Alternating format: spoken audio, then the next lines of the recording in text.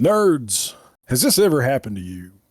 You get home from a hard day of slaving away at your dull old job, and all you want to do is sit down and escape into the world of whimsy and wonder that video games allow. You also kind of have a hankering for nostalgia and want to play a certain older or hard-to-find game, and you don't know the console it was played on, or happen to have enough cash laying around for a down payment on a small house. So what's a nerd in need to do? Well, just fire up the old emulator, of course, and before you know it, you'll be neck deep in every obscure title you ain't never seen or heard of before. We sure hope Nintendo's not listening, because today we're talking about emulators.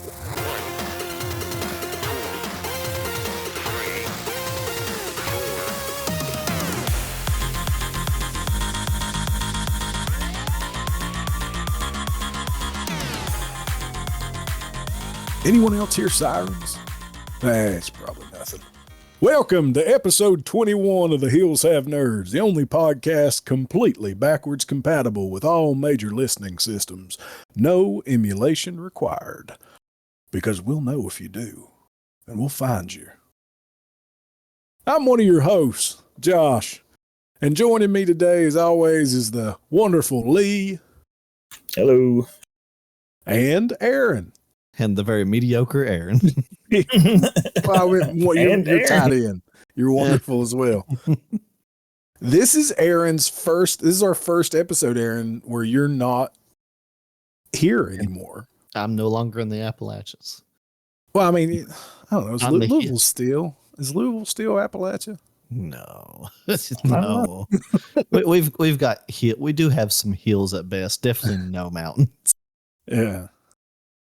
Yeah, Aaron moved away not too long ago. So Appalachia doesn't stretch that far in the hill. Take that, Cardinals. Suck it. Yeah. Yeah, it's about sports. Sure. Calipari, Exactly. Patino. Yeah. No, but what are we gonna talk about today, guys? What are we here to talk about? How I've never emulated a game in my life before. I have paid for every game I've ever tried in my entire life. Speaking of paying for games, we feel like we need to include this at the beginning. The Hills Have Nerds does not condone piracy.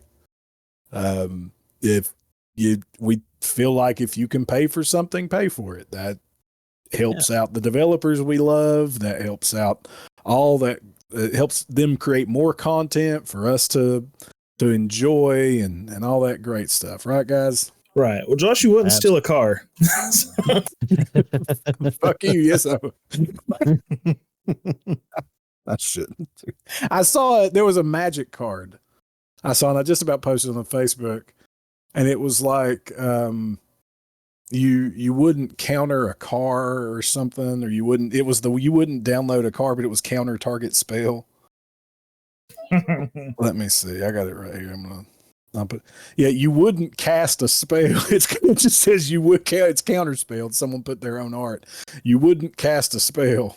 Instant counter target spell. I love it. 10 out of 10. Yeah. So Also, we asked it. I hate blue and magic. Just a side. All right. So we asked it a second ago, and we got a little distracted. It's not you wouldn't steal a car, you wouldn't download a car. Yeah. I would not steal a car. I also wouldn't download a car. I mean, I don't know. Who knows? No, we don't condone that. But we talked about it a minute ago. So what are we here today for? We're here to talk about emulators and emulation. And I'm sure we may have some listeners out there that probably don't know what that means. So what are emulators and what does emulation mean? Anybody want to take that? Oh, that makes my back hurt, though. And do you want to, Aaron? Or? Go ahead. I don't know. It's kind of weird to articulate now I think about it. Emulators are, I think it's software that's meant to replicate hardware in the sense of like trying to make it work on a different platform. That sort of idea. It's one thing that it's software, or it can be hardware too, but it's meant to make the main thing it's running on behave like something else. It's pretending or emulating the target to function on another device. Yeah. Yeah. Right. And so in this situation, we're talking specifically about video game emulation. So things that were made, programs that were made to run, typically on PCs, that cause the PC to essentially cause that program to behave like a console, like a Nintendo or a Sega or a PlayStation or whatever have you. Right. Right. Everybody's got their Super Nintendo emulators. I mean, no, they don't. We don't. You didn't. We have none of that Nintendo. None of it. Not a single bit ever. Protendo. Nice. I've only ever stolen Sega games on Nintendo. Sega's like, oh, it's nice to feel wanted. We'll talk about it a little bit. So in all seriousness, so this can be like I don't know, can it be a hot topic, Lee? Like, do people have like really strong feelings about emulation? Yes, they do. It's that wild, aren't companies. Yeah. But yeah, people that aren't companies still have wildly like strong opinions, not just like a whatever. I kind of fall into the whatever for the most part, especially when it comes to like the way other people are dealing with it. It's just like it's you do you, man. Like if you're cool with it, that's fine. But some people get real weird. I learned this from I'm sorry, go ahead, Aaron. Oh, I'm sorry, I didn't mean to interrupt. I was just saying I've actually heard both strong opinions on both sides. Yeah. And I don't know. I don't know where I land. I don't feel strong enough either way. I just know where I stand on it, and I just go from there. Right.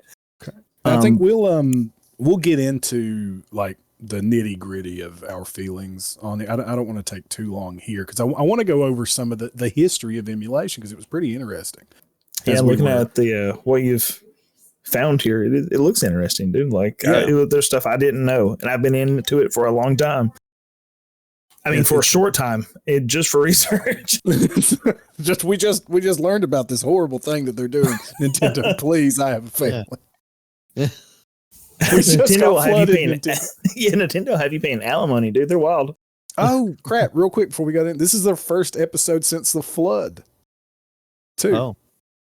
Right. This is we got flooded. Everybody, if you listen to this, you may have heard the guys on Critical Encounters do some very, very heartfelt appeals for help for our gaming the gaming company in Pikeville, Kentucky, and Page 3 in Pikeville, Kentucky. Our two game stores both got affected drastically by these floods. I'm going to post some stuff in the show notes about potential relief for them if they're still up. I have to check that out. But the community has had a huge outpouring for both of those stores, and it's been great, and we want them to get up and running and back to their old selves ASAP. We're all okay. All of us are alive and well. I think I was the only one out of all of us that actually got flooded. I think Cody's grandmother got flooded. Yeah. Right. Sorry, dude. Yeah. And Cody couldn't be here today, not because he's helping Mamaw, but I'm pretty sure Cody had a date. Woo! Is that what it was? Because that's busy. Been going with. All I know is he's busy. Busy. We're gonna pretend he had a date. Cody's out on a date with someone much prettier than all of us. Yeah. Maybe. That's a low bar. But yeah. Like we probably shouldn't even compare ourselves, really. No. Cody and Travis couldn't be here today. Yeah. Honestly, a bulldog in lipstick would probably pull me away from here. Let alone my wife. So what? I didn't call you a bulldog in lipstick. Hold on. Let's talk about emulation. So let's dive back in. Nintendo hates me. My wife hates me. Yeah. So everybody's okay from the flood. And we just want to give just this huge thank you to everyone who reached out to us, who reached out to the podcast to make sure that we were okay. The guys up in Columbus at the guard tower reached out. All the guys from Critical Encounters, Nelson, all those dudes, and guys and girls. Thank you all so much for the outpouring. And our community's strong. Appalachia's strong. We're pulling back together. It's been 2 years since the last one. It's kind of sucked to be this close together, but we're getting there. We're getting there. We're rebuilding, putting the pieces back. We are.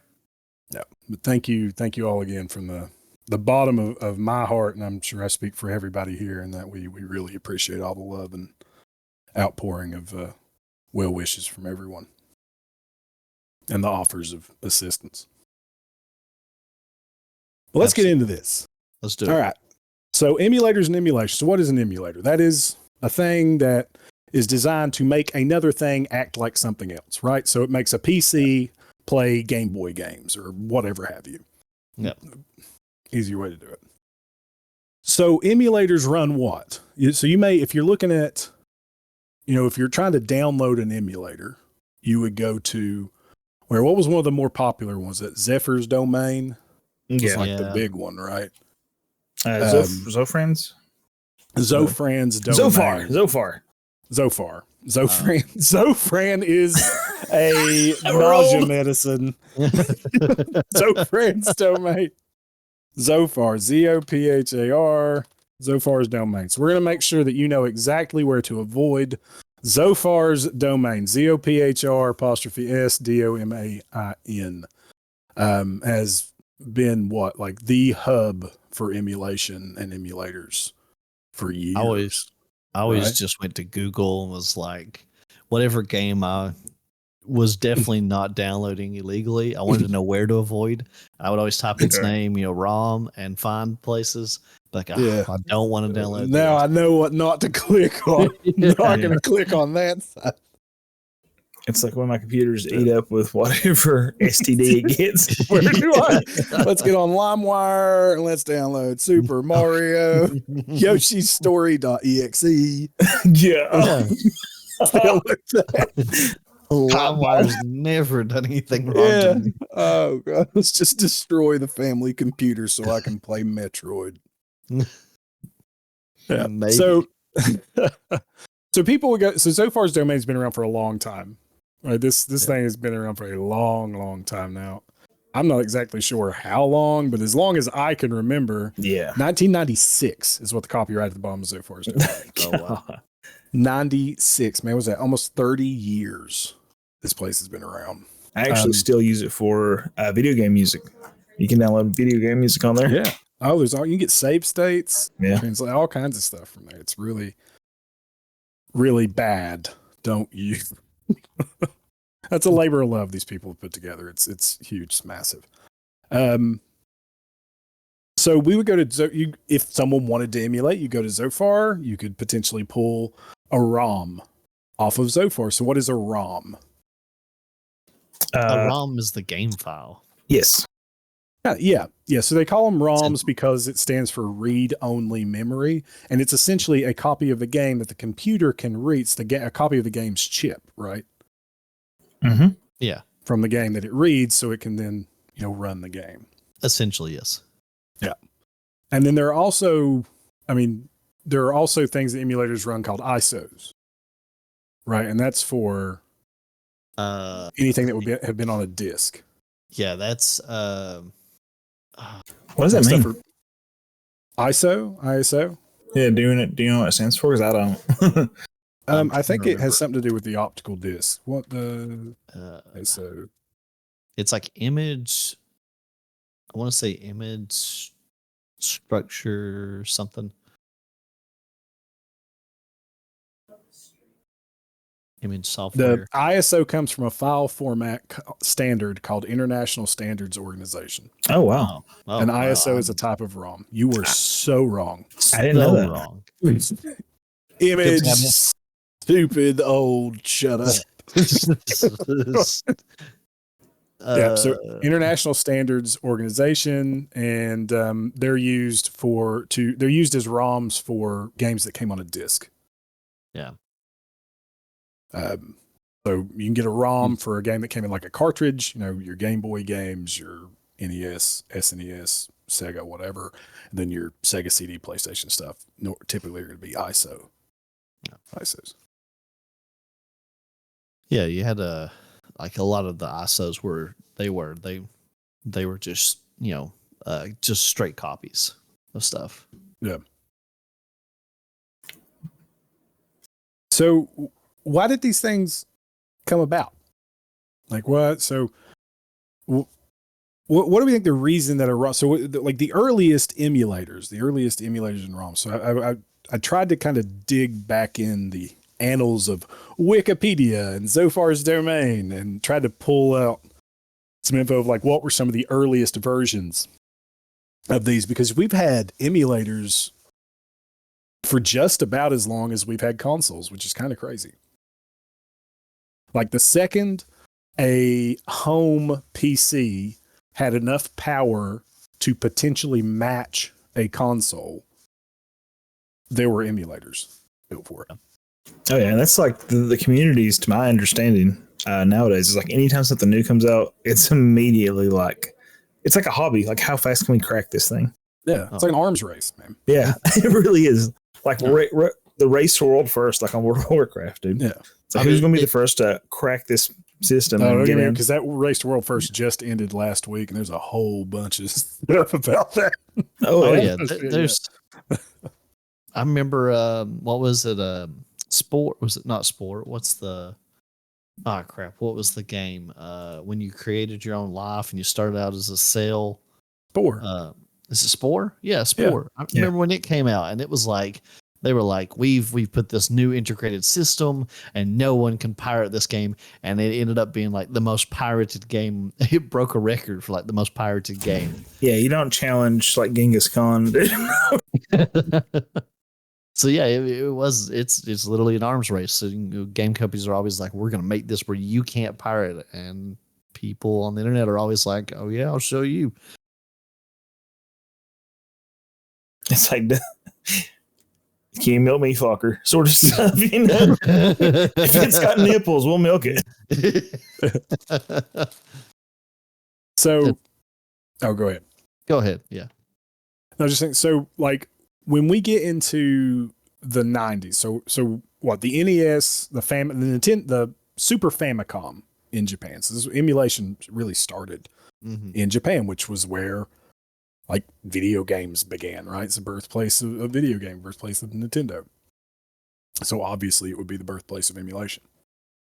So as soon as personal computers started kind of popping up, so in 90, so this is the earliest one I could find. Anybody out there listening, if I'm wrong, write in, let us know. hillshavenerds@gmail.com. Come scream at me on the Facebook. Send me hateful, sexual, vicious mail, whatever you want to. All right. So the first one was something called Family Computer Emulator. And it emulated the NES and the Famicom. It came out in 1990 for the FM Towns. That was like one of the earliest Japanese personal computers, or one of the earliest personal computers in Japan, right? Yeah. It was created by a guy named Haruhisa Utagawa. He was a developer for Namco, but this thing couldn't emulate sound. Yeah. So there was no sound for it at all. And like I was watching like some playthroughs of it running things, and it's just crazy music behind it. So it's running like the original Mario Brothers. And it's got, I think it was like Ode to Joy or something playing behind it. Yeah. Wow. That sounds like some of those old plug and plays that you got, and it just had like the craziest games. Yeah. It was neat. It was neat to look at and run and see and see them put through. I mean, in 1990, so the Famicom came out, what, 85, we said? Yeah. I think so. 85, 86. The emulator only ran Mario Bros, Donkey Kong, Space Invaders, Famicom Tennis, and Xevious. Wow. And it was slow. It was apparently super slow. I know they had a lot of issues at first with actually, like, with frame rates and stuff when they first started doing emulation, but I didn't know it couldn't play sound. So I was looking for like other like initial emulators of certain consoles, because the kind of the key thing about these emulators is they've come out years after these consoles. Right. So we got one for the Sega Genesis. The first one, again, that I could find, and Zophar's write-up of it is fantastic. It was the Mega Drive, which the Mega Drive was the original name for the Sega Genesis in Japan, wasn't it? Yeah. Yeah. Yeah. So the Mega Drive in 94, and this came out for like Windows. This is when Windows was on computers. I don't think you can get it anymore. I don't think it's available. I don't think it's something you can download. But according to Zophar's Domain, and Zophar's Domain's that site dedicated to emulation emulators, this emulator was, quote, capable of playing Sonic the Hedgehog very slowly, with no sound, many glitches, and it can do very little else. It's not worth downloading. We did it, boys. That's it. It's the peak. Well, that's honestly, I think that's kind of a thing nowadays too. It's like, so the communities that I see that are working on these things are not like, we're going to steal games. They're like, can we do it? It's like, can we emulate this? They're more interested in seeing if it's possible than, or seemingly.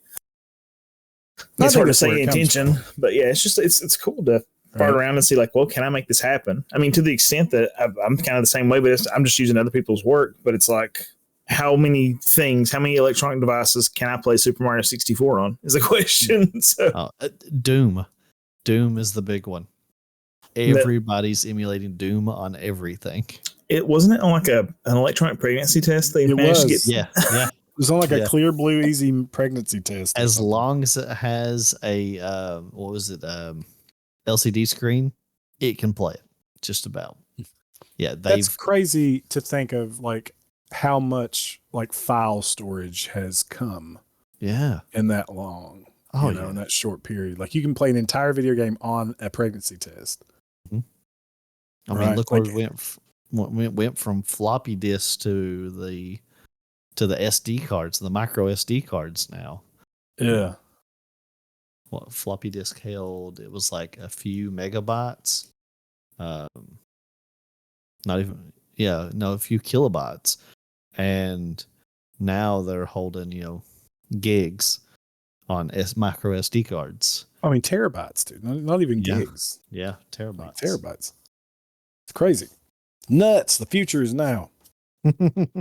Another bit of information, or another little side thing on Sega emulation.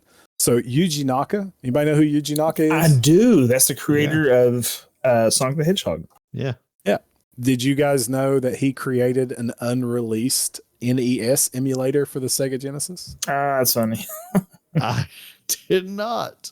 Yeah. What? Yeah. He made an emulator for the Sega Genesis that would emulate NES games, and they never released it, which obviously we know why they didn't release it. They've lied to us. They told us Sega did what Nintendo doesn't. I feel like I have a tickle in my brain. Like maybe that's something he had done, and then that actually got him a little bit of clout at the company, and they were like, hey, why don't you try this out? There's a good chance of it. Probably. I couldn't really find a ton of other information about it. Yeah, I can imagine him like once he came to like be a little more prolific, being like, let's see if we can do this. I figure it's probably like, hey, let's see if we can make this happen, prove himself, and then go from there. Well, that's kind of the thing. Like they were getting these consoles, and I mean, I know we worked at Sega, but like these manufacturers weren't like, you weren't getting the book, like the technical specifications for the console, right? Like you weren't getting all that breakdown when you bought the console. So like trying to figure out how it worked required kind of reverse engineering it. And the best way to do that is let's see if we can build something for our stuff that makes it run this thing. Especially Nintendo, a lot of their stuff they keep behind closed doors and make sure it doesn't get out. The NES lockout chip, dude. Good grief. Yeah. Yeah, well, I think like almost all the early emulators, I guess besides the Mega Drive, which apparently was dog crap, were all like Nintendo emulators. Yeah.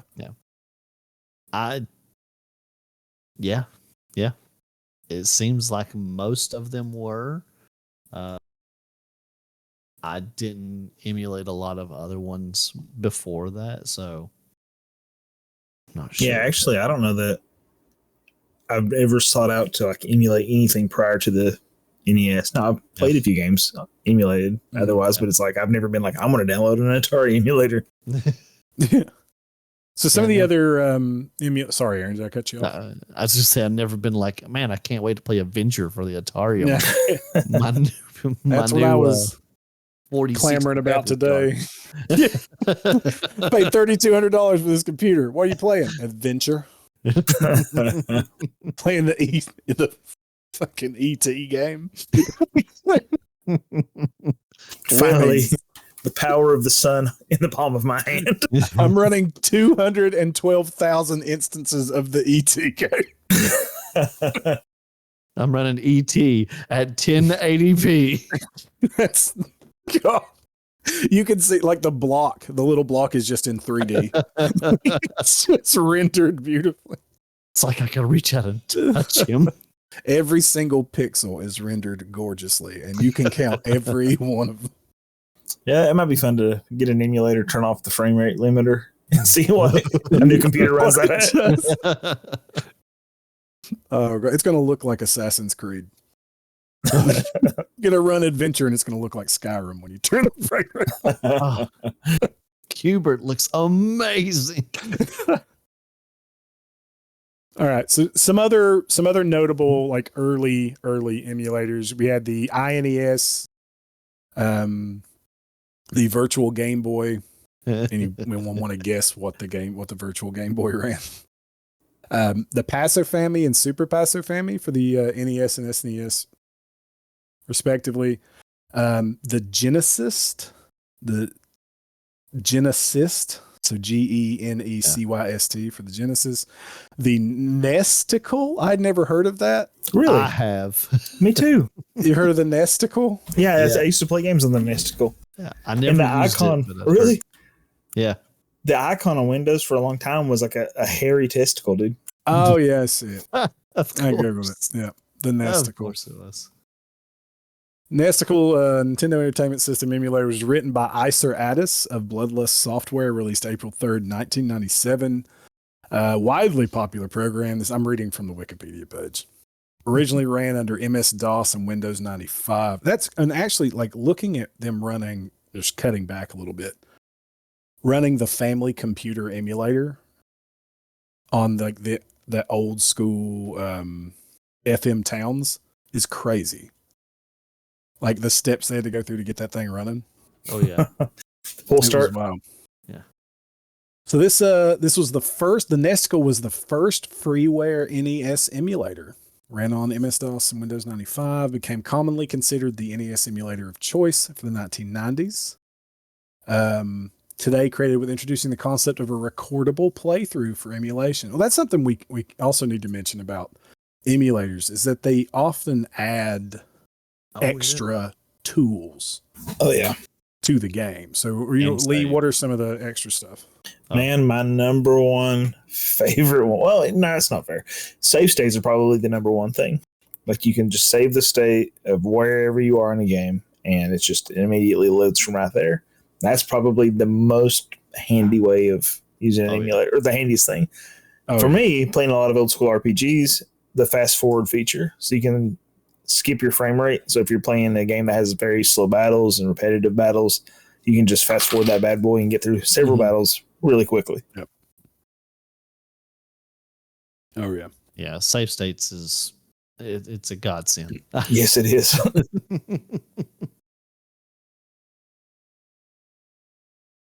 Yeah, all of that stuff. Save states. And what do we mean by save states? I guess we're saying save states. What do we mean by that? It's like being able to save the game anywhere, like just a save point for any part of the game. And that's just so huge for all those older games, right? Like, yeah. And then go ahead. Sorry. For difficulty, they usually had save points so very far apart, or not at all. Yeah. So, yeah, I've never beaten Castlevania, the original one, without save states. Because it's just so freaking hard, dude. Another feature that I think is really cool with emulation that you mentioned, I guess we can bring it up now, is especially for 3D games, is upscaling. So you can take a Improved game graphics. to take a game like that was on PSP and put it in like 4K, make it look nice. Definitely. Thinking about there's a lot of stuff that goes in. There's a lot of quality of life stuff you can use because hacks. You can put hacks on emulators.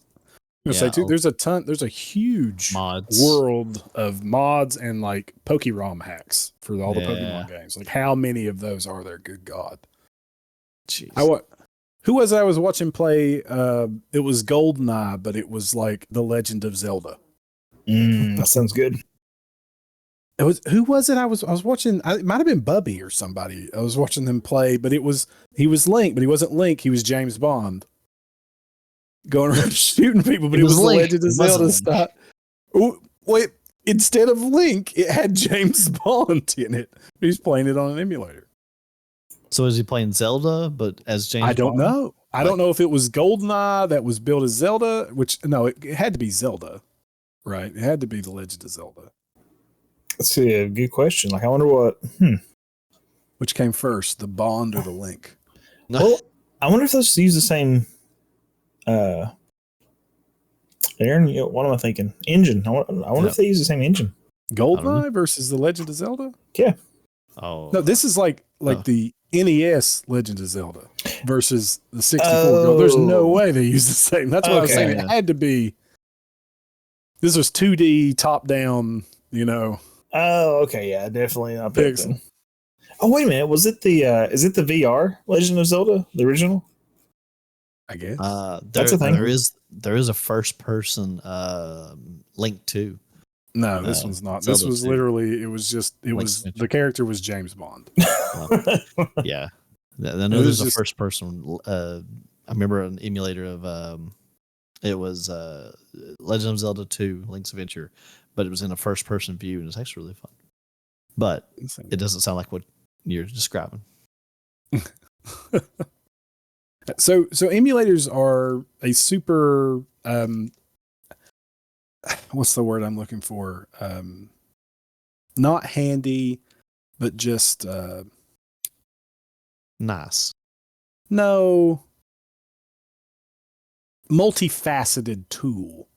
Yeah, for gameplay. Like they have a lot of uses here. So like we said, you can even hack a game, and hack just means to kind of change the code of the game and change it up. That's like we talked about Zelda with James Bond in it, or there are people that are making Pokemon Red, but it has all the Pokemon in it, from every and stuff like that. Oh, translations, yeah. Translations. All that stuff. Was it Mother 3? Yeah, we never got it in the US. So it was the original Mother. The original Mother. Or no, I played. That we never got. We didn't get either of those. Mother 3 with Lucas, right? Yeah. So that actually brings us kind of into our next point, Aaron, is why emulate? And I mean, what are the reasons for like right there? You just said Mother. That's a game that you can't get anywhere else. Right? Oh yeah, 100%. Or games like was it Little Samson? That's just so expensive to even try to get an actual game. And it's not like you can buy it from the publisher. Like it's only secondhand that you can get these things. Yep. Yeah. So, that's unfortunately because we're going to talk about game preservation at some point. That's a big thing, man. That's what I'm getting into right now. So go for it. Just there's so many games, because. And it boggles me to think about this. That some companies they'll put the labor in, they'll put a game out, and then it's a business, So they put the game out, it's out there, and then they're just kind of like, okay, what's next? And for people, this becomes like such a huge hobby, a way of life, sort of stuff that it's like, man, I really want to play that again. And to my knowledge, like from what I've read and the history of video games and publishers and such, so many of them will be like, "Oh, I had no idea people were still interested in something like Little Samson." After it came out, and it's like. Yeah, we definitely are. And then companies are unwilling. So what is Little Samson? Oh, it's a nice platformer for the NES that is extremely expensive. I can look up the price real quick if someone wants to take over. Yeah, you keep talking. I'll look it up. Okay, I've got it right here. Oh, how much is it, dude? Yeah, loose is $1,991. Jesus. Now, is that game worth that much money, like just to play it? Probably not. It's a good game. This is for the NES. Yeah, this is for NES. This is going off of price charts, video game price charts, and it says a loose copy is about $2,000, complete copy is about $5,000. I see one complete pre-owned. It's on eBay for $13,000 right now. This compiles. It's an average is what it compiles. Yeah. Here's one. Yeah. Here's a graded copy, 9.4 for $18,000 on eBay. Yeah. So, obviously for collecting purposes, yeah, if you're willing to pay that much money for it, it's probably worth it. However, for the purposes of just playing that game, I'm of the personal belief that no game is worth $2,000 to play. So, no. Now for collecting, yeah, sure. But just to enjoy it, I mean, the game's like maybe an hour, 2 hours long. Mm-hmm. It's like, is it worth $2,000 to play for 2 hours? No, absolutely not. So emulation is an incredible way to get a hold of that, because obviously if that was a mass produced game still, it wouldn't be $2,000. Yeah. Yeah.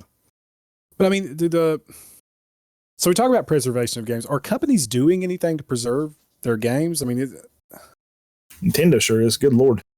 Yeah. Recently, yeah. Well, recently, yeah. I was say, are they though? Because I mean, we just talked about Mother. That's a Nintendo game. Samson's a Nintendo game. They're not. Are they like? Are those available on any type? Like, can I go to the Switch and get the what do they have there? The SNES library or NES library and play Little Samson? I don't know that it's on there. It was on one of their stores for a while, but I don't think it's on the Switch. No. And a lot of that comes down to companies, because it's like, I don't think Little Samson was a Nintendo product, was it? Yeah. Irem, maybe? Taito, yeah. Taito, good. Takaru, Taito. Yep. So you'll have companies like this that'll sometimes put out compilations of their old stuff so you can play it then. And that's, that's legit. That's a good way to get a hold of it, support the developers, whatever. However, a lot of games just slip through the cracks, man. And people don't, it's not available to buy anywhere. Now, I mentioned Nintendo because Nintendo is good to capitalize on their past successes. And Sega's pretty good for the most part too. But then again, there's times where they're just like, it's a business. So they're like, well, is it worth putting this out here? Is it worth keeping this aground? And then when do we pull the plug on this so we can sell another product like that, on maybe another platform or in some other form, some other package? And I 100% support them. I love that they're doing that, like the NES and N64. And they even put Genesis stuff, didn't they, on the Switch, on those libraries? Yep. Yeah. And as long as you have a Nintendo subscription, or the Nintendo Online or whatever. Yeah, the as long as Nintendo you Online, have access to that. You get the NES and the Genesis, but you have to have the jumper pack. I think it's what they call it, jumper pack or expansion pack, which is like $30 for the year. Yeah, if I remember right. Yeah, to get the N64. I mean, $30 a year for a library of how many hundred games? Oh, a lot. It's huge. It's not bad, but there are people that probably have trouble affording that, right? Or thinking, well, I want to do it for one game, so I don't want to pay $30. Right. That's great that I have access to it. It really is a very, very good deal. It genuinely is, but I can understand some people looking at me like, well, that's not a great deal for me. Yeah, it's like I want to play Super Mario World. That's it. I'm probably going to emulate that. But if I were playing, that's a off record for Nintendo. But at the same time, it's available. Like it's available there. It's available for for a hell of a lot less than you'd pay for like a AAA game nowadays. And those were the original AAA games, right? Yeah. Oh gosh, yeah. I mean, Ocarina of Time is on there, and I think it's around $100. Good Lord. Yeah. There are alternatives, but what irks me is when there are games that you just can't find anywhere. Like, why can't you find that? Why is that not available? Isn't somewhere? Pokemon, like, I know you're a big Pokemon guy, so isn't Pokemon kind of notorious for that in particular? Like, there's nothing. There are no ports. Yeah, I was thinking there's like they don't care or something. Why? Again, we have said it time and time again on this damn show. The most popular IP in the freaking world on one of the most popular consoles from the most powerful gaming company in the friggin' world, and you don't have a port of it. Like they did on the Wii U. They did red, blue, and yellow. Really? Wow. Yeah, they did on the on their, what did they call it at the time? And not the Wii store. It was it the shop, Wii store? Wii U shop or something? Wii shop, yeah. Yeah, they did they re-released a virtual console, that's what it was. Virtual console, that was it. Yeah, they released red, blue, and yellow on those. I bet that looked good on a little tablet too. I remember it being a big deal. Everybody was like, "Oh, finally. Finally they'll take our money." Yeah. So you could get red, and a few of them on like the 3DS. Mm-hmm. On that, but they've just recently shut down all that, so the 3DS store doesn't work anymore. Yeah, the virtual console's gone. But that's what I'm talking. Like for a little bit, they were like, "Yeah, sure, okay, here, this thing that you guys really, really want, and also we don't want you to go somewhere else and do something, and we don't want you to emulate. So here's this. Here it is for you. Come play it on these consoles that you have for us, that you've already bought from us, and then also, oh, we're going to take that away and go screw yourself." Okay, I'm going to play a bit of a devil's advocate here for them. So people are also shouting for new content. They want new games. They want this. And then honestly, they should dedicate people for these old games, but they're also making new systems, and they have to keep updating these games for those systems. I mean, it's not just as simple as I'm just going to put this over to that new game system. No, that's horseshit. That is absolutely it would be different if they hadn't already ported other games for the same console to the Switch. Yeah, I mean, they obviously have the time. They've ported so many, and these are your biggest money makers. It's your biggest IP. Why would you not? It's opening your Switch and just being like, I'm going to run Pokemon Red. But it is as simple as saying, that's our biggest money maker. Let's put that on our other biggest money maker. That's what I'm getting at. I'm not saying it's easy to do. Yeah. I'm saying, why wouldn't you do it? 100%. I agree. I think they should have a dedicated team to putting these old, and as we've talked about, they have clearly done some of them, but to also, I think, Game Freak actually owns part of Pokemon. So they don't have full control over that, I don't think, but I don't know. Yeah, I mean, put one dude on it. Like, make the one guy, hire the one guy to make you millions of dollars. Yeah. You would think. I'm not arguing with you for sure. I agree. I know. Those should be on there, but I'm going to say, I'm not yelling at you. I'm yelling at Nintendo. Like, you've put other games on that. We can play other Game Boy games on the Switch. We can play NES games on the Switch. Why can I not play Pokemon Red on my Switch? I can play friggin' Demon's Crest on my Switch. Who the hell out there recognizes the name of the game I just said? Probably 6 of you recognize that name. I can play Demon's Crest, but I can't play Pokemon Red, Blue, Yellow, whatever the hell. It's dumb. So if I was frustrated by that, why wouldn't I go to emulation? I mean, I get it 100%. I mean, I'll say it out loud right here. I played Super Mario RPG. I emulated that in college. Just hear a gun in the crack. Oh, God. The crack of a rifle. He admitted there's banging on the door. Open up. This is John Nintendo. You disappeared. They're going to poison you like the Russians. But that's, I mean, I couldn't get it anywhere. I mean, it was 2006. I didn't have anywhere to get the game. So my friend was like, hey, just emulate it. I never played it before. So, and I loved it. I mean, what do you think about that, Lee? Like, if you can't get the game? Oh, absolutely. If you can't get the game, I'm 100% about emulating it. I'm like, sorry, folks, like, you won't take my money. I will find a way to play this. Yeah. 100%. I'm not emulating, Tears of the Kingdom or anything like that. Yeah, I'm not. That feels more like theft. Yeah. So. Yeah. Like, I'm going to assume, so just for Pokemon to play the Pokemon devil's, not play the devil's advocate, but talk. So the 30th anniversary of Pokemon is coming up next year. Today's the 29th, tomorrow or next year's the 30th anniversary. For the 20th anniversary, they released Red and Blue and Yellow on the Virtual Console for the 3DS. So I'm going to assume that for the 30th, they will do something similar. But it would be nice if they did it with all of them. Dude, I don't even like Pokemon, but if they were like, we're going to make a triple pack of Pokemon Yellow, Red, and Blue for the Switch, I'd be like, yep, I'd buy right into it. Yeah, I mean, easy money, dude. I mean, I'm guessing that's what they're waiting for is to do. I guess they're making so much money. They're like, why would we make more?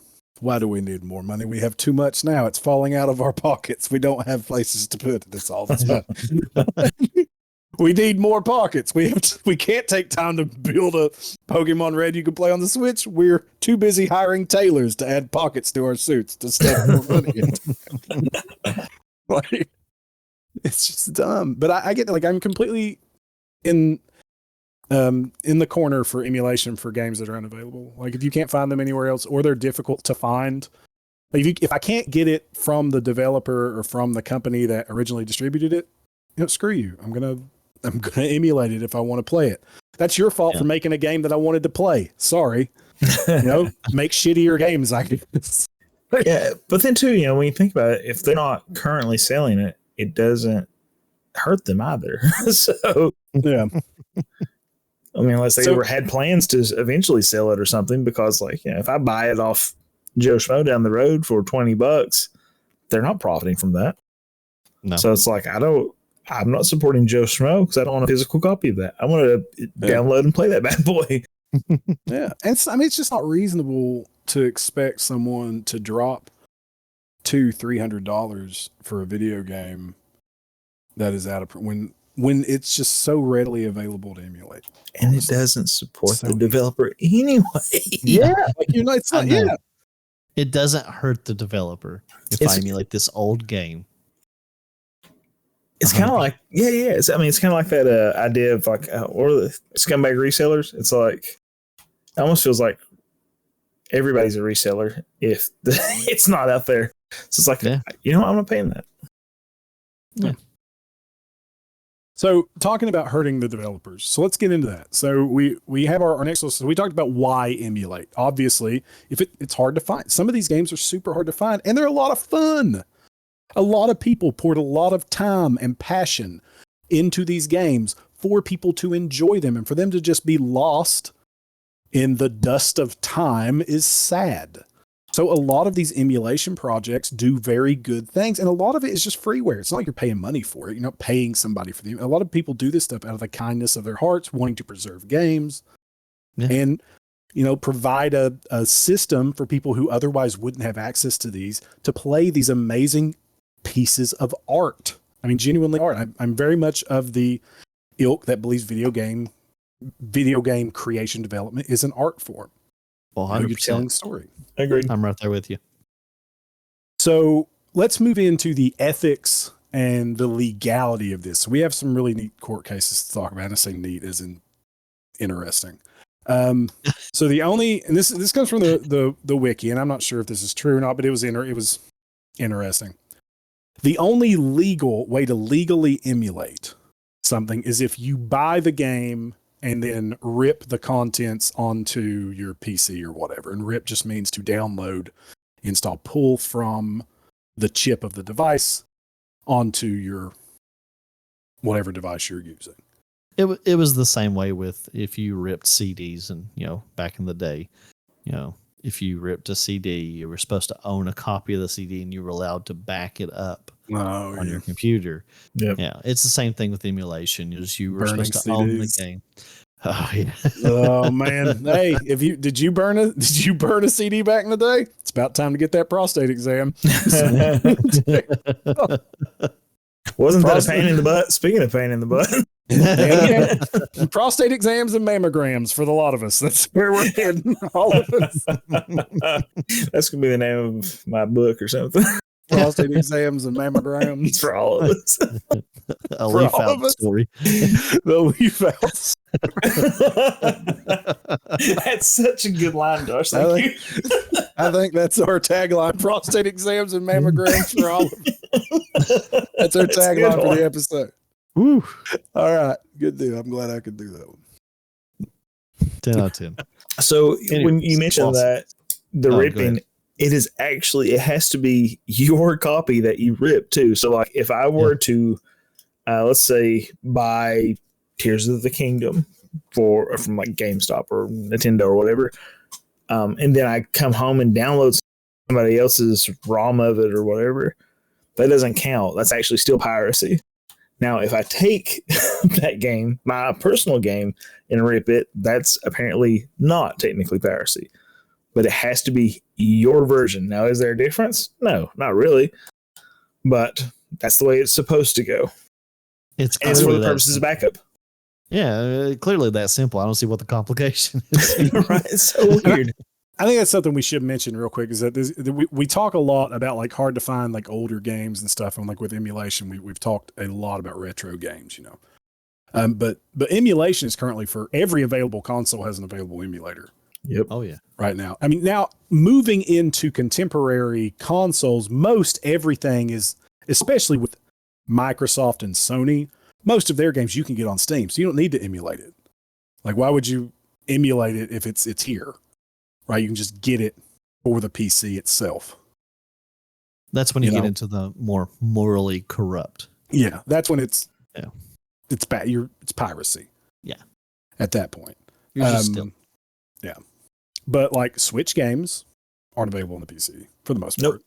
And that's a problem I have too, man. So in this sense, like Breath of the Wild, when modded to be 1080p, 60 frames per second on a PC, looks incredible, or 4K. I mean, it looks so good. But we're forced to use Nintendo's hardware, which is a potato. Buddy, I played Scarlet and Violet. You ain't got to. That's true. Speaking of potato. Talking about a potato. Hell, I caught potatoes. You did. 866 of them. Whatever. It's Scarlet and Violet. Dude, the Pokemon looked amazing. The landscape looks so bad. Yeah, but it's like we're forced to use Nintendo's hardware, which sucks. Like it's so outdated at this point. And we're like supposed to get the Switch too. Yeah, We'll soonish. see. It's gonna see how that runs. It's gonna be all right. But yeah, I mean, I get exactly what you're talking about. Like they look so good, and it really unlocks like emulation for those titles. Like unlocks the potential of the vision of the game. You know what I mean? Mm-hmm. And you know, mods. I'm not a big like mod guy. I never I'm not really either, have really. been. But you know, people enjoy mods and modding. And if you bought the thing, if you have it, then I mean, it is what it is. Yeah, I wonder if we get to the point where it's just, I don't know, it'd probably take a huge legal battle.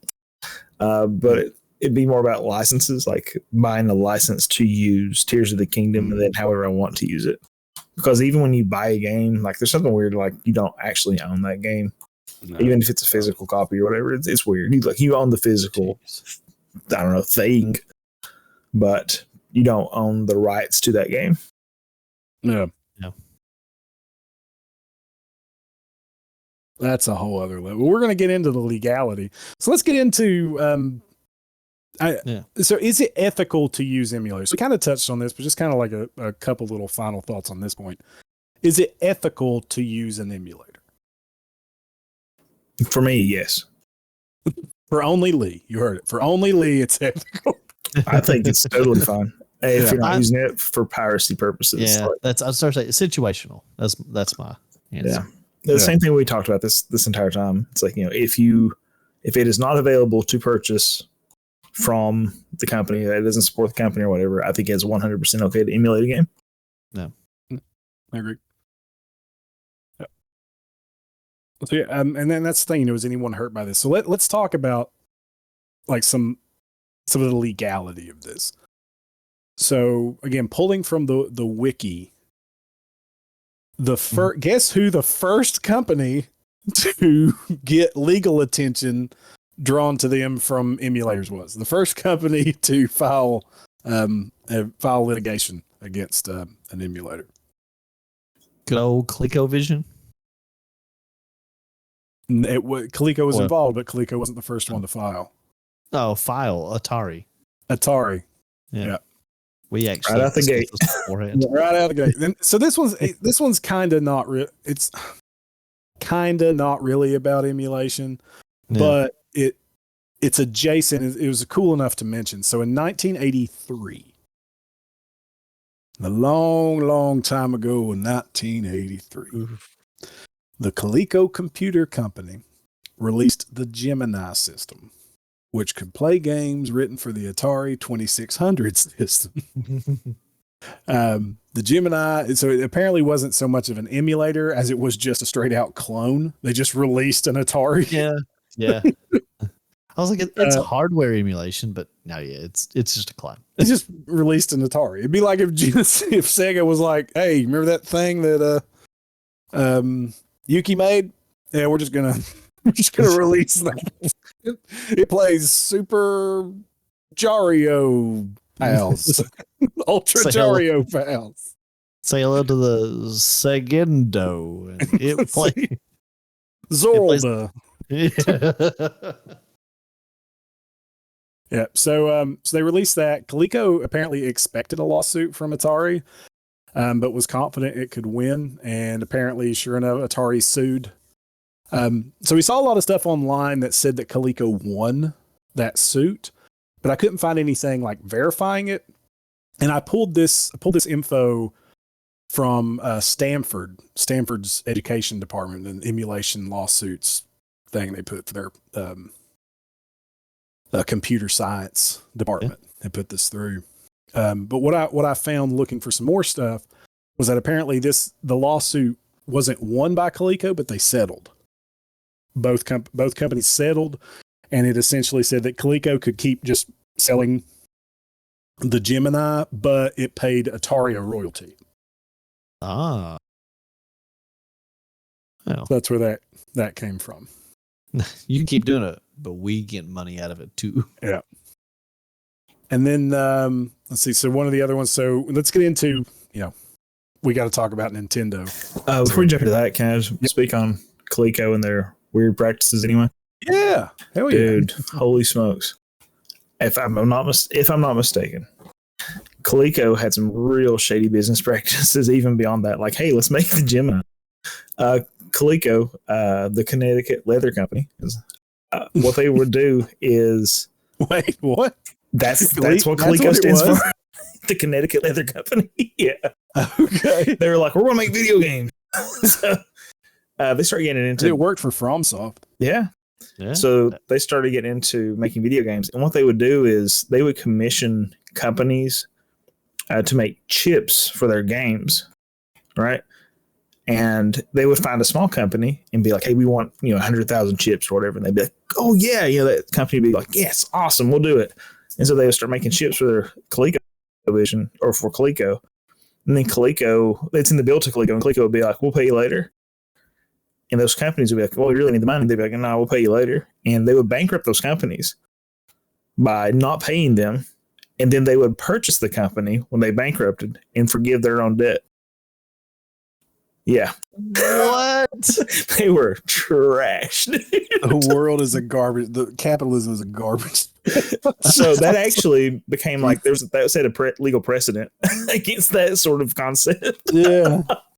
Holy crap! I mean, because they're doing it to multiple. Yeah, they were doing it to multiple companies. Patently evil. Like, 100%. It's like 100%. Mustache twirling, snidely whiplash shit. That is so evil. Hey, we'll buy this company and forgive my own debt. That's like what the bad guy who tried to take over like a ski town would be saying. You know what I mean? Like an after-school special stuff. Yeah, because these little companies would be like, "Yeah, man, we'll work for Coleco. That's exciting." It's in the bill, like, "Yeah, we'll pay you later." Then bankrupt them, purchase them, and forgive their debt. God, I wish I could do that with my student loans. Yeah, wouldn't that be great? Now, I hope I'm correct in it being, but I'm 98% positive it was Coleco because I remember being like the Connecticut Leather Company. Are you serious? Wow. You can hear more about this in the Ultimate History of Video Games, the book. So, the Coleco Computer Company is what? That was the Connecticut Leather Company? Is what that? Yeah. I mean, Nintendo made what was it? Hanafuda cards. Hanafuda cards. That was it. Yeah. It's around the 80s. A lot of companies apparently were like, you know what, video games are popular. Let's get in on that. Yeah. A lot of them did. They just like that. This seems like the money went, and it worked out. Yeah, they Connecticut Leather Company, 1932 is when they were founded. Wow. Then they diversified from leather in the 50s. Became Coleco Industries in 61. They acquired a bunch of people in the 60s, and then in the 70s they had some financial difficulties and then moved into electronic games. Went a little bit more of an evil path than old FromSoft did. But yeah, okay. Neat. All right, moving on. So in 1999, we got a couple things happened in 1999. One was Sony. So let's talk about Sony before we jump into Nintendo, because we'll probably finish talking about Nintendo's beautiful lawsuits. So Sony sued the creator of the Virtual Game Station, which was a PlayStation emulator, and ended up settling. And again, you'll find this online a lot where it says that, and they lost that suit. They didn't really lose it. They settled. And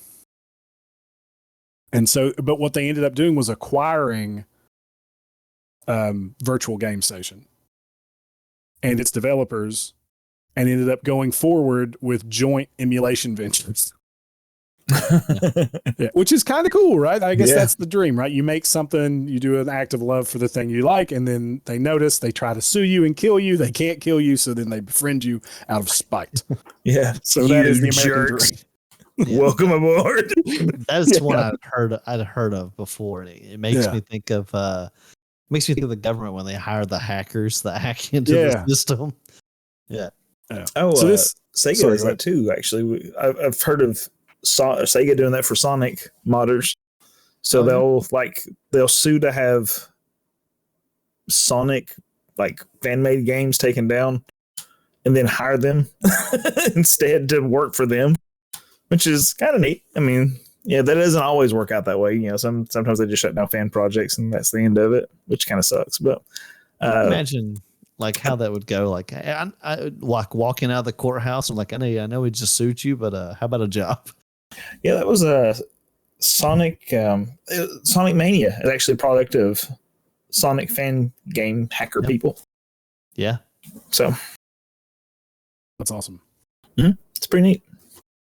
Just to touch on a little bit of information about that Sony suit.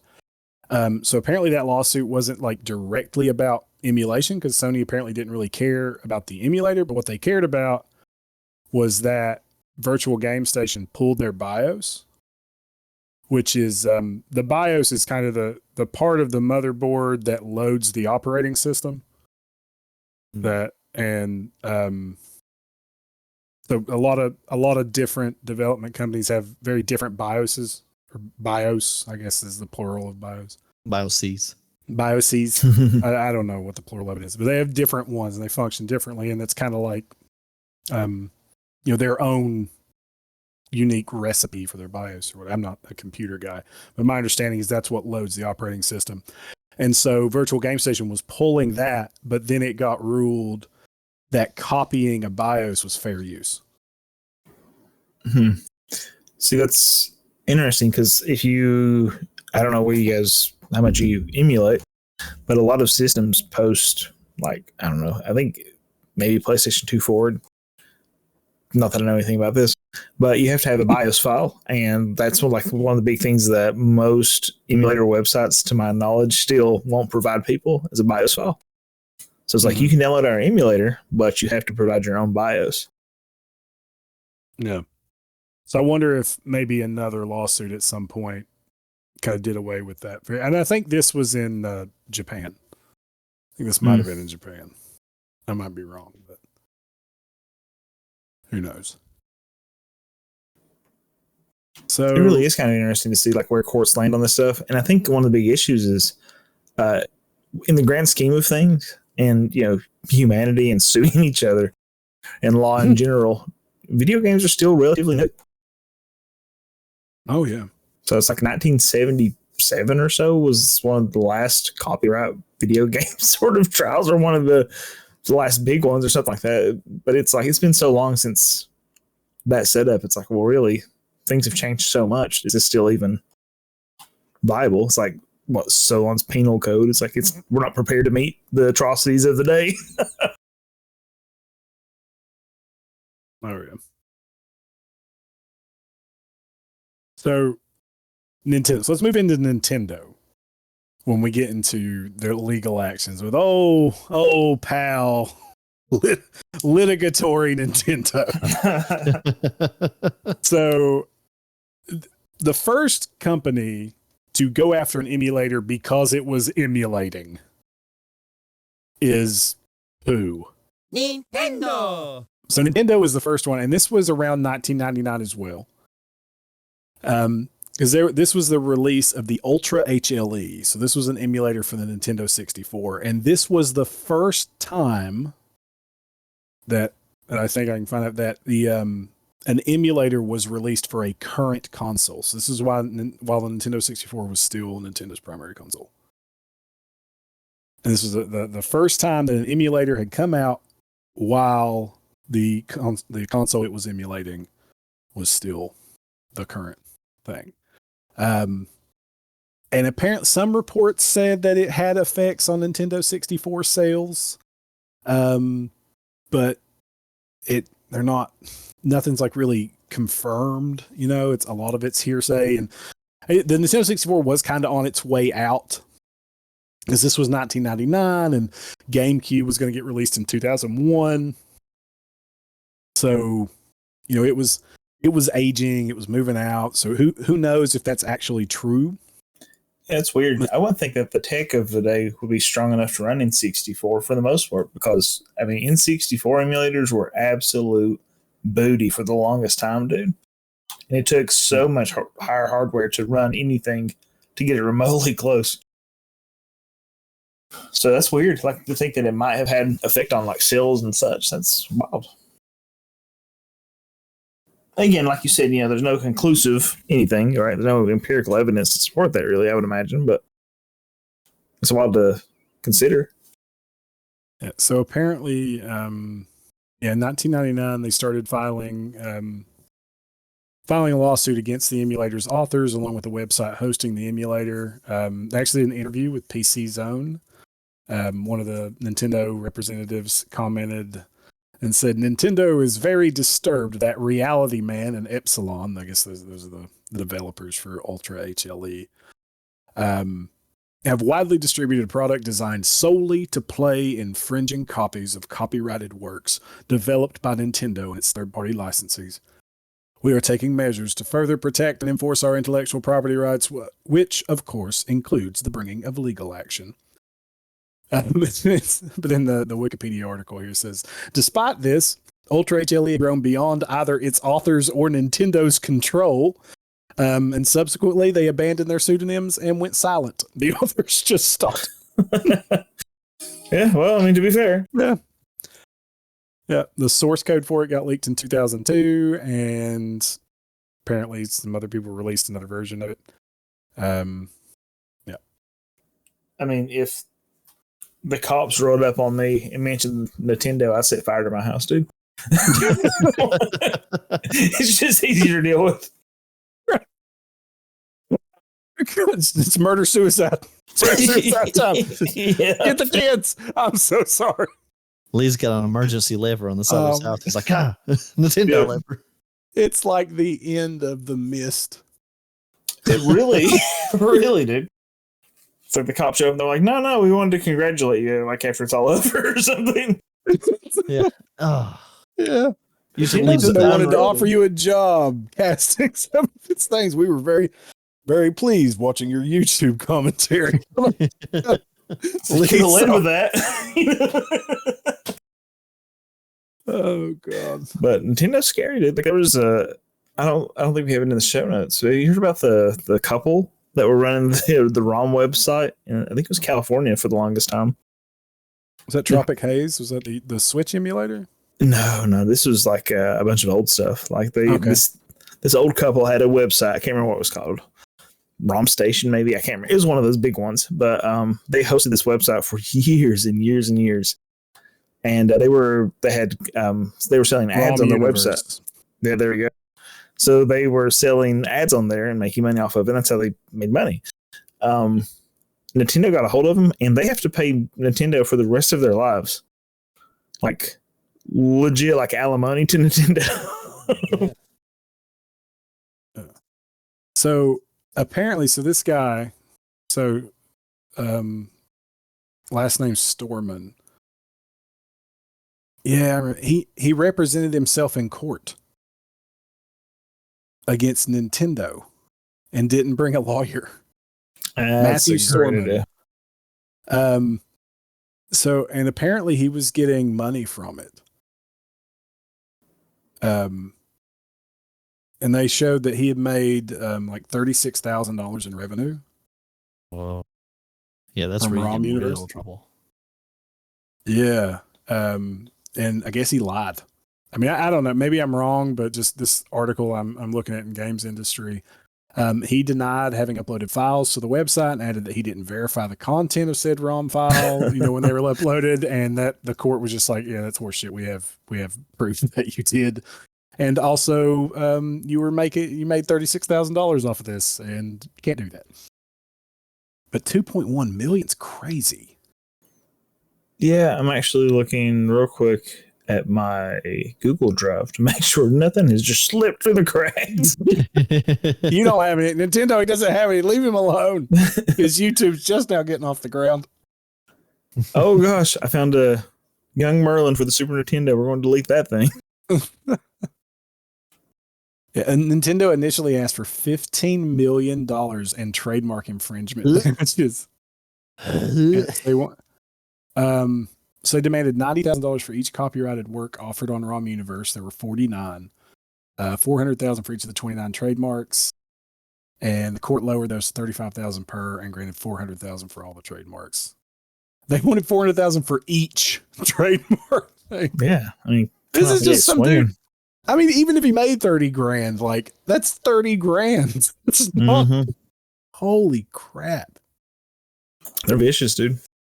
Well, that's again. So Tropic Haze. Let's talk about the lawsuit against Tropic Haze, and they won that. So this developer was making an emulator called the Yuzu. It was the Yuzu Switch. It was an emulator for the Nintendo Switch. And so Nintendo sued Tropic Haze, which I guess was the LLC for that or whatever. There was an LLC. Yeah, and they won, and it was $2.4 million. Yeah. Actually, they settled with Nintendo and agreed to pay $2.4 million. Holy crap. I really think Nintendo is much more about intimidation tactics with these lawsuits. They don't need $2.4 million, dude. But like, we need to send a message. There's a lot. We give Nintendo a lot of crap, and they are like, again, what they're doing to Power World is just, it's criminal. And I hope they lose. I haven't heard any updates on it lately, but Power World keeps pushing out new stuff, so they can't be too worried about it. But stuff like this, they're going after companies that are profiting off of things, which, I mean, you have to. Like, you have to set that precedent, or otherwise your IPs get worn down. The YouTube emulator was actually for Switch, Switch games. That's what I said. Yeah. Oh, sorry, I missed it. Yeah, Tropic Haze. It was Yuzu Switch. It was a Switch emulator. Yeah, I said that. Oh, okay. My bad. Never heard of it. Speaking to the mic or whatever, I'm not sure. I know nothing about this. Never heard of that Actually, one. I don't know anything about it. But no, like I get where they're coming from suing these people that are making money. If you're making money off of it, then there's an issue. But like there are so many of these ROM sites and these ROMs and hacks and mods and stuff that are going out. Like we talked a little bit a couple episodes ago, and I don't know which episode it was. We talked a little bit about it actually might have been off air. I might have mentioned it on one of the live streams. Go watch our YouTube for our gaming night live streams. But you know, there are so many like ROM hacks for Pokemon out there.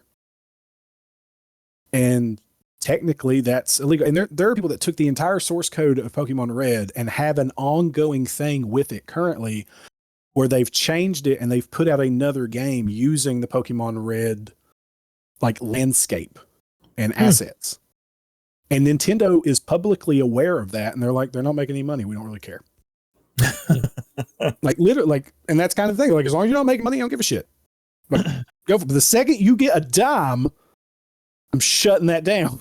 Like, and there's litigation happening. They will do it. Yeah. So, Lee, have you heard about Jesse Keighin? Aaron and I were talking about this before the stream. I don't think so. And this is recent. So speaking of making money off of emulation. So Jesse Keighin. So Nintendo has sued streamer. It goes by Every Game Guru. I assume Keighin is how you pronounce his name. Keighin. I haven't heard it spoken, so I'm going to assume it's Keighin. Yeah. So he live streamed games, Switch games, before their commercial release. Oof. And he was using emulators and pirated ROMs to do so. So what were the games he streamed, Aaron? It was Mario Kart 8 Deluxe, Tears of the Kingdom, and Scarlet and Violet, right? Scarlet and Violet. Yep. Good grief. Yeah. Target on his back. They were apparently shutting his channels down, and he was just opening, like having burner channels, just getting another channel. On Twitch. So this they filed suit last year, like mid last year, in looks like in October-ish somewhere. So on October 24th, this is from a torrentfreak.com article, and I'm going to link all these in the show notes for these articles. On October 24th, after an unnamed platform had shut down Keighin's streams in response to Nintendo complaints. So I'm assuming unnamed platforms are Twitch and YouTube and Facebook. You know what I mean? Obviously. The gamer reportedly sent the company a letter in which he claimed to, quote, have 1,000 burner channels to stream from and can, quote, do this all day. Yeah, great. And then the stream. The NESticles on this man.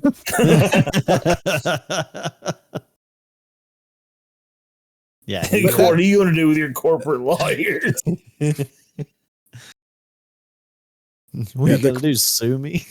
The complaint further alleges that after Keighin's monetized YouTube account was set to be shut down, he added a Cash App handle in order to profit from streaming Nintendo games. So, so this was filed. So this was filed in Colorado, like November 6th of last year.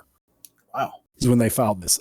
So according to Nintendo, Keighin streams gameplay on platforms including YouTube, Discord, Twitch, TikTok, Trovo, Kick, Vaughn, Live, Picardo. I'm just making up fucking words. Those are just, and Facebook and Loco. So YouTube, Discord, Twitch, TikTok, Facebook, I recognize. Trovo, Kick, Vaughn, Live, Picardo, Nemo, and Loco, I have no idea. But he was doing it everywhere. Kick I'd heard of. That was a lot, like not too long ago. Everybody was getting kicked off of Twitch, and everybody apparently Kick was a big thing. Everybody was like, I might be going over to Kick. But so the lawsuit starts with, says the defendant is a recidivist pirate who has obtained and streamed Nintendo's leaked games on multiple occasions. Leaked games, sometimes referred to as pre-release games, are copyrighted video games which Nintendo has not yet publicly released. The complaint begins. That's crazy. Yeah. Oh man, just the fact that it was like, what are you gonna do? Yeah, it's nuts to me. Like they know his name, right? Like, yeah, you find the guy, or I wonder sure. what else has happened with that. I don't see if there's any updates for that. Mimo will pull up outside his house on his bicycle. Well, I mean, it's clearly wrong. It's a new game, and he's doing it. He's emulating it before release. He's clearly not purchasing this material, and he's profiting from it. So, yeah. According to the new document, this is a new document in December. There have been 5 unsuccessful in-person attempts to serve legal papers. As of December of last year, according to this new document, Nintendo understands that 38-year-old Keighin, quote, either works from home or is unemployed, as they're not aware of any additional workoses. This man be streaming on the lam. He's oh. It's Keighin isn't just outright ignoring this case, though. Instead, he appears to be doubling down on trash-talking Nintendo and the associated law firm that's assisting with the case. Screenshot evidence shows Keighin posting boastful and derogatory comments online in indirect response to communication efforts from Nintendo. The updated filing refers to this as, quote, threats and hostile language toward the outside counsel. Nintendo's like, he's sending this vicious sexual thing. Vicious sexual. Yeah, there's one of the quotes he's posting on Twitter, man. I guess people are asking him, what are you going to do? And Nintendo's going to see, and he says, how? I'm going to file for bankruptcy. Nintendo's going to get nothing. And at the very least, I'm now forever infamous in the gaming world. Again, the NESticles on this man. Jeez. Never underestimate somebody with nothing to lose. Yeah. They can't sue me if they can't find me. Holy crap. Yeah, I can't find anything recent. Well, yeah, neither can Nintendo. One of the January 28th article says Nintendo piracy lawsuit defendant makes dire situation even worse. Okay. That's so good, man. Like, he just woke up one day, it was like, Nintendo, and like shook his fist at the sky. Do I agree with what he's doing? No. Is it hilarious? Absolutely. Yeah. It's like watching a streaker. Like, you're cheering him on. Keep going, man. Go as far as you can go. I hope they don't catch him. Ethel. Yeah, it's like, this is not good, but I can't look away. Jeez, this is hilarious. He said, I'm going to. So, okay, let's see, mate. So he's revealed a plan to, quote, piss off Nintendo by causing the company to waste a ton of money on legal fees before ensuring that, quote, Nintendo gets nothing after waiving Bowser's bankruptcy magic wand or magic bankruptcy wand. That's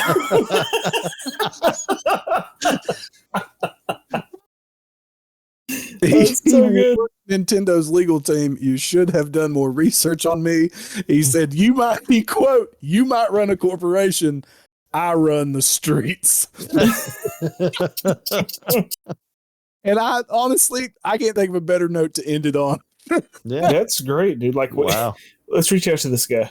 It's like, we hear you hate Nintendo. Let's get you on the show. Oh, that's great. Holy crap. That is crazy. That is so funny, dude. You might run a corporation. I run the streets. I like the Bowser's magic bankruptcy. Yeah. That's so good, dude. That's a hero. Robin Hood. That is he though? I mean, I don't know. I don't want to like hero-fy this guy. Robin Hood, if if Robin Hood was just stealing money. Yeah, that's fair. Hold on. Whoa. Just found enough. Oh gosh. In case the game referred to a formal service of the summons and complaint, Nintendo provided the necessary paperwork and offered to take care of everything upon receipt of his signature. Worth a shot, perhaps, but unlikely to succeed in light of Keighin's response. So his response to Nintendo sending an email that essentially said, "We have been attempting to serve you with a summons and complaint for the above captioned matter in multiple days. After several attempts, we've been able to. We are aware that you've stated publicly. We are aware that you have stated publicly you're aware of this lawsuit." And Keighin responded, and I apologize for the language ahead of time. "Think I'm your husband, slut? Talk to me like you talk to him. I'll fuck you up."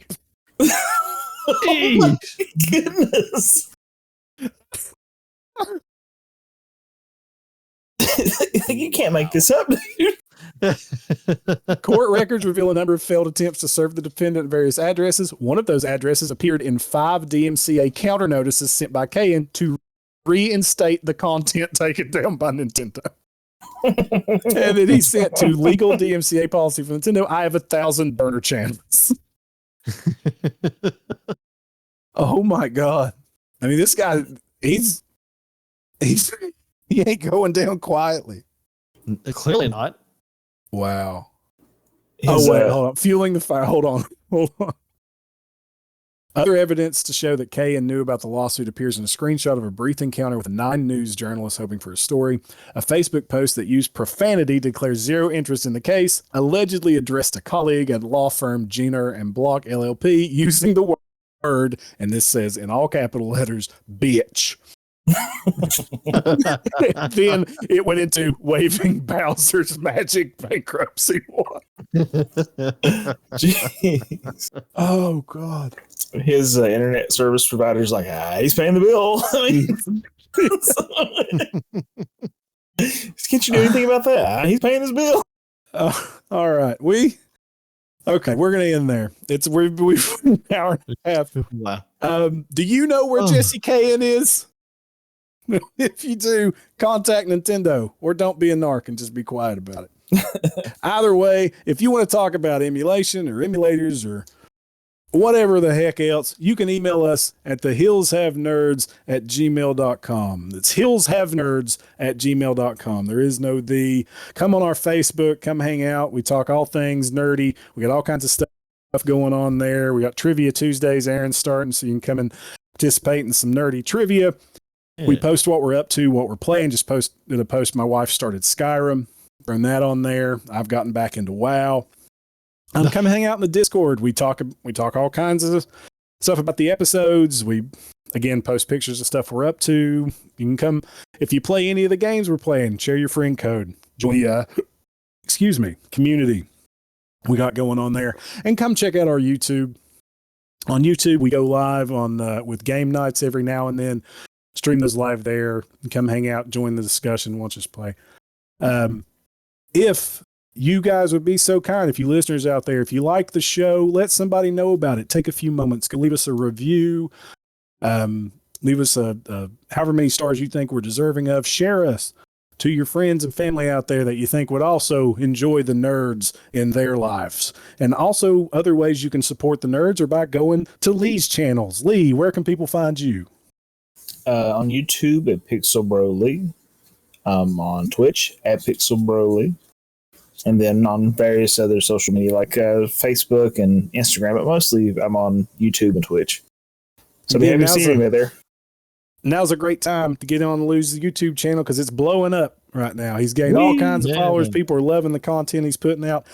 Get in while the getting's good so you can say you were there when he was just a man before he was a legend. Aaron, where can the people find you?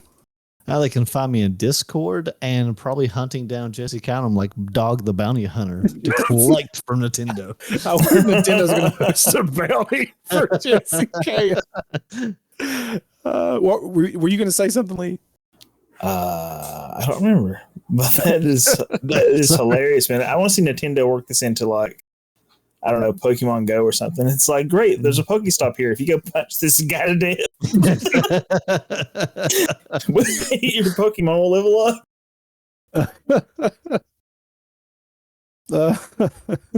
What's the Nintendo shop currency? The eShop currency?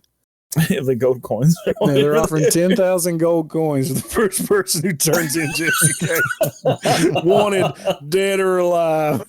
Jesse K. It's Nintendo. It'd be like 20% off your next game. Yeah. For the head of Jesse. 20% off your next purchase, not redeemable on games newer than 3 months. Must never have emulation record. Yeah, must have clean record, no emulation. Guys, again, emulation is such a rich area and kind of this gray area in the video gaming environment, right? Yeah, absolutely. I mean, you got your Jesse Keighin's. Yeah, you got those guys who obviously the dude was doing something improper, Clearly. right? He was stealing unreleased things and streaming them for clout and money. That's not good, right? That's not a good thing to do. Yeah. We talked about spoilers and leaks, and I feel like there's a way to spoil and leak things, and there's a way not to, and this guy's definitely going about the wrong way. 100%, right. And making money at it. Yeah. But then there's the people that I really they really want to play Mother, and you can't get it anywhere. And so you just download a emulator in the ROM, and now you can play Mother because it's an amazing piece of art and needs to be preserved and needs to be available for people to play. Yeah. Any final thoughts before we close out? No, I think I'm good, man. This is a great way to end it. I have no thoughts. All right. You heard it here. Aaron has no thoughts, and we have no more time. Thank you all for hanging out and listening. Again, come join us on all our social medias. Send us an email. Let us know what you're thinking. Share the podcast with people. Go hang out with Lee on Twitch and YouTube. Share that with people. Does a great deal of service to getting us out there and helping other people find the podcast. We love all you guys. Again, thank you to everybody who reached out to us after the flood. We are Appalachian Strong. We are going on. We will see you next month with some more episodes of The Hills Have Nerds. Y'all take care. Wee woo, wee woo.